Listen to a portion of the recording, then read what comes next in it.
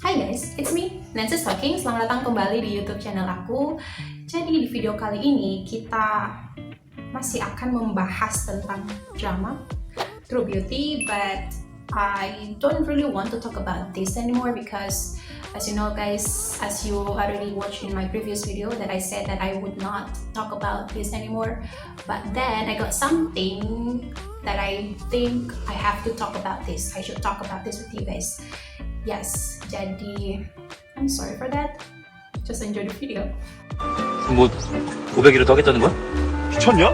너랑 사귀는데? 너 그냥 주경이랑 헤어지고 앞으로 나 좋아하면 안 돼? 그럼 되잖아.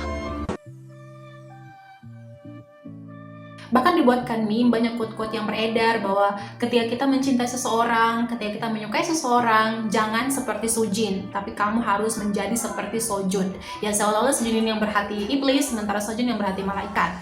Banyak kemudian netizen-netizen yang membenci karakter si Sujin ini, sampai di kolom komentar postingan si Sujin di Instagram itu dibanjiri oleh komentar-komentar negatif oleh netizen, especially from Indonesia, yang mengatakan, oh Sujin kamu gak bisa kayak gitu, kamu tuh jahat, kamu tuh meresahkan, and so forth. I don't wanna say that apa yang dilakukan oleh Sujin itu benar, ya pastinya apa yang dilakukannya itu salah, tapi ada hal yang harus diklarifikasi di sini, ada hal yang harus kita telusuri lebih dalam lagi terkait hal apa yang melatar belakangi, yang menjadi alasan kenapa sampai Sujin melakukan hal itu, dan hal apa yang menjadi alasan juga kenapa si Sojun juga cara dia mencintai Jokyung seperti itu. So there's something to know about it more. Karena saya termasuk orang yang percaya bahwa apapun kita, siapapun kita, karakter apa yang kita miliki, pribadi seperti apa yang kita miliki, cara kita melihat hidup, cara kita melihat suatu masalah atau menyelesaikan suatu masalah, itu adalah hasil atau refleksi dari keluarga di mana kita dibesarkan, atau hasil dari pola asuh yang diterapkan oleh keluarga kita terhadap kita. Speaking about Sujin and Sojun, mungkin kalian yang udah nonton drama ini pasti tahu tipikal keluarga seperti apa yang dimiliki oleh si Sujin dan tipikal keluarga seperti apa yang dimiliki oleh si Sojun. Pernah nggak kalian mencoba untuk memahami, merasakan kondisi yang dialami oleh Sujin? Seperti yang kalian tahu bahwa dalam drama ini Sujin itu dibesarkan oleh orang tua yang menerapkan pola asuh yang let's say cukup toxic, or we call it as toxic parenting. Apa itu toxic parenting? Ya, bagi kalian yang belum tahu toxic parenting, menurut Mbak Ana, if you want to know more about Mbak Ana, you can watch her channel, Analisa Channel. Jadi dia mengatakan bahwa ciri-ciri pola asuh toksik itu, yang pertama, orang tua tidak memberikan kasih sayang terhadap anaknya, sehingga anak itu merasa tidak mau dekat dengan orang tuanya. Yang kedua, orang tua selalu mengkritik tindakan atau pilihan anaknya, menganggap bahwa apapun yang dilakukan itu salah. Kemudian yang ketiga, orang tua menganggap ucapan ataupun tindakannya itu harus selalu diikuti, bahwa apapun yang mereka katakan itu yang paling benar. Dan yang keempat, orang tua membebankan suatu kebahagiaan kepada anaknya. Kalau misalkan anaknya melakukan itu, maka dia bahagia. Nah, yang kelima atau yang terakhir ini membandingkan. Jadi mungkin kalian tahu bahwa kebanyakan orang tua pada umumnya itu sering membandingkan anaknya dengan anak orang lain, yang dia bahkan tidak mau tahu apakah kata-kata itu atau kata-kata membandingkan itu sangat-sangat menyakiti hati anaknya. Nah, dari kelima pola asuh yang bisa dikategorikan sebagai parenting ini, semuanya itu termasuk dalam pola asuh yang dirasakan oleh Sujin, di mana ayahnya itu selalu menginginkan Sujin itu menjadi yang terbaik.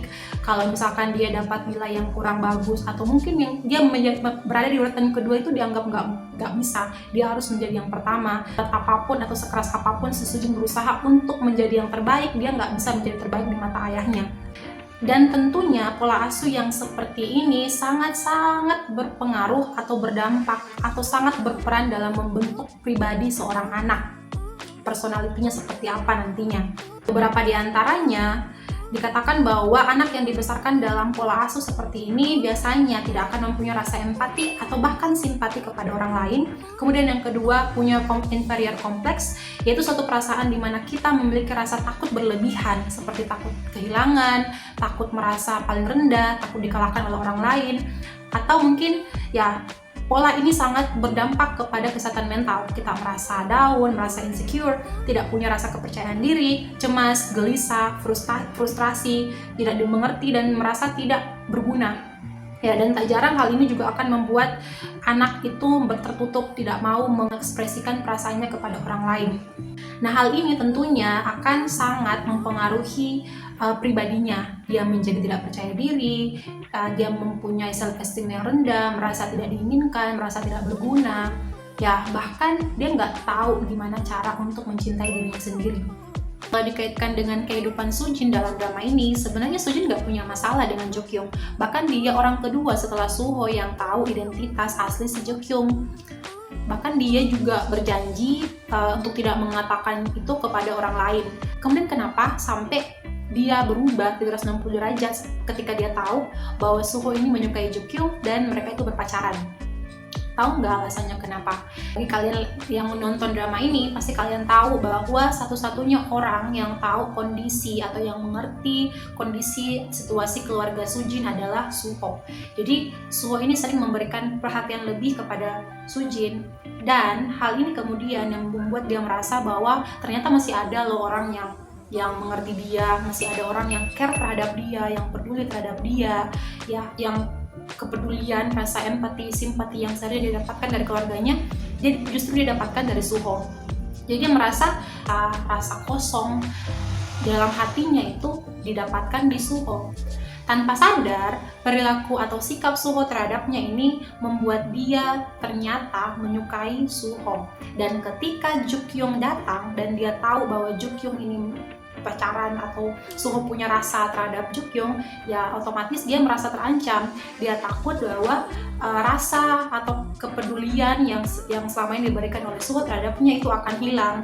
Sehingga itulah kenapa dia mencoba untuk menjauhkan Jokyung dari Suho dengan cara mengungkapkan identitas Jokyung terhadap orang lain.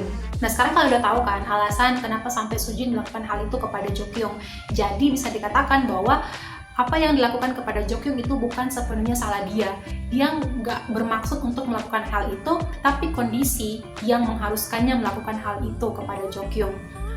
Pola asuh, toxic parenting yang diberikan orang tuanya kepada dia menjadikannya menjadi pribadi seperti itu. Dia takut, dia punya inferior complex, dia nggak punya empathy ataupun simpati terhadap Jokyung.